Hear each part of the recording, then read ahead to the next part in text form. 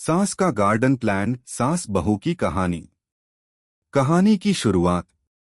सूरज की पहली किरणें कमरे की खिड़की से छनकर अंदर आ रही थीं। ममता, जो कि घर की बहू थी, रसोई में व्यस्त थी। वह गर्मागर्म परांठे बेल रही थी और हर परांठे के साथ घर के कामों की लिस्ट भी उसके मन में चल रही थी। उसका दिन सुबह से लेकर रात तक अनगिनत कामों से भरा हुआ था। कभी सास की सेवा करना, कभी सास के हुक्मों का पालन करना और कभी सास की मनमानी को सहन करना। आज ममता का मन थोड़ा उदास था, क्योंकि उसके लिए घर में सबसे ज्यादा चुनौतीपूर्ण व्यक्ति उसकी सास रमा देवी थीं।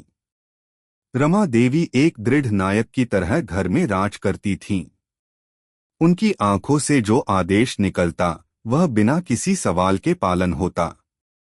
ममता हमेशा सोचती थी कि अगर रमा देवी थोड़ा सा भी नरम दिल होती तो उनका जीवन कितना आसान हो सकता था। रमा देवी की उम्र 50 के आसपास थी और उनकी सबसे बड़ी विशेषता थी उनका सर्वगुण संपन्न होना। रमा देवी ने अपने जीवन में कभी कोई काम अधूरा नहीं छोड़ा था। हर काम को वह अपने तरीके से और पूरी मुस्तैदी से करती थीं। परंतु उनका सबसे बड़ा शौक था बागवानी। जी हाँ, रमा देवी का गार्डन। इस गार्डन के बारे में चर्चा अक्सर घर में होती रहती थी, क्योंकि यह उनके जीवन का अहम हिस्सा था।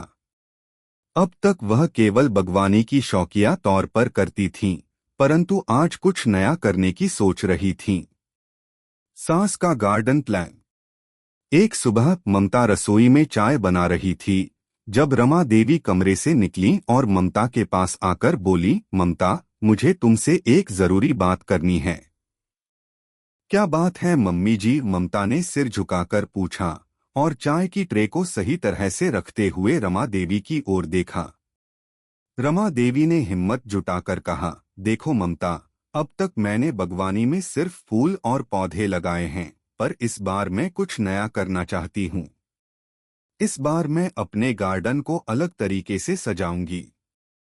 ममता थोड़ी चौंकी और जिज्ञासा से बोली, क्या नया करने का इरादा है मम्मी जी? रमा देवी मुस्कुराई और कहने लगी, इस बार मैं गार्डन में कुछ अलग किस्म के पौधे लगाऊंगी, जैसे कि आर्टिफिशियल पेड़, टॉपियरी और कुछ विदेशी फूलों के पौधे। इसके अलावा मैं एक छोटा सा फाउंटेन भी लगवाऊंगी। ममता की आंखें बड़ी हो गईं। मम्मी जी, लेकिन यह सब तो थोड़ा अजीब सा नहीं लगेगा? उसने धीरे से पूछा। रमा देवी ने उसे घूरते हुए कहा, अजीब? तुम्हें क्या लगता है मैं जो करती हूँ वह कभी अजीब हो सकता है? यह मेरे गार्डन का नया रूप होगा। सब कुछ सबसे सुंदर और अलग होगा। तुम देखोगी, हर कोई कहेगा कि यह गार्डन सबसे खास है।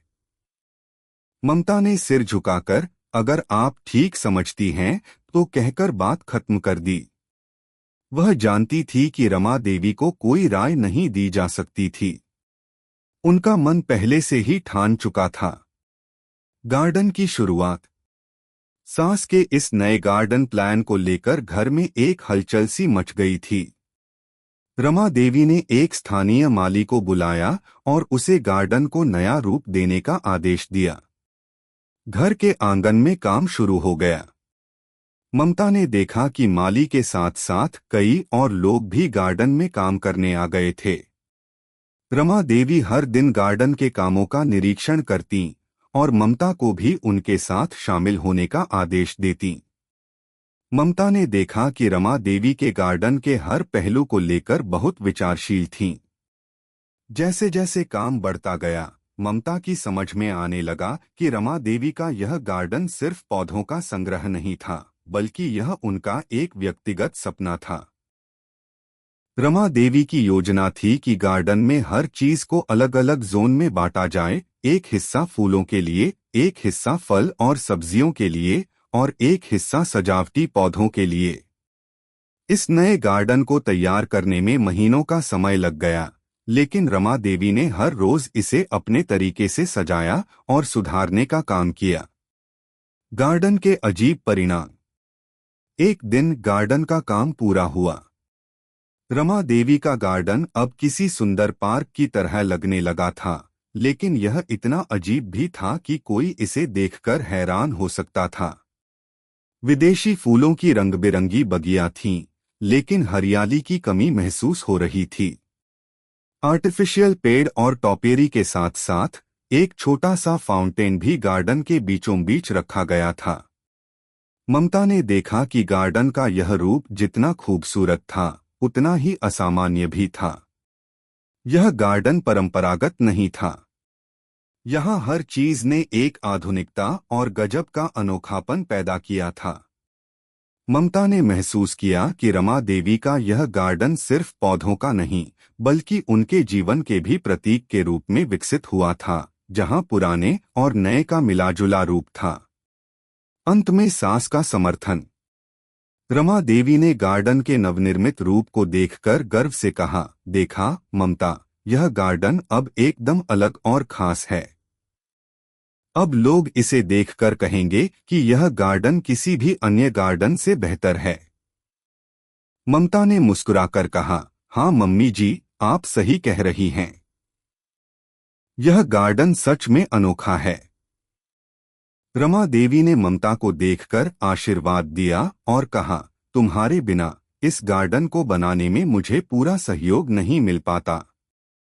ममता ने रमा देवी का हाथ पकड़ा और कहा, मम्मी जी, आपकी मेहनत और आपके सपने के सामने तो सब कुछ छोटा लगता है। आप जो चाहती हैं वही होता है।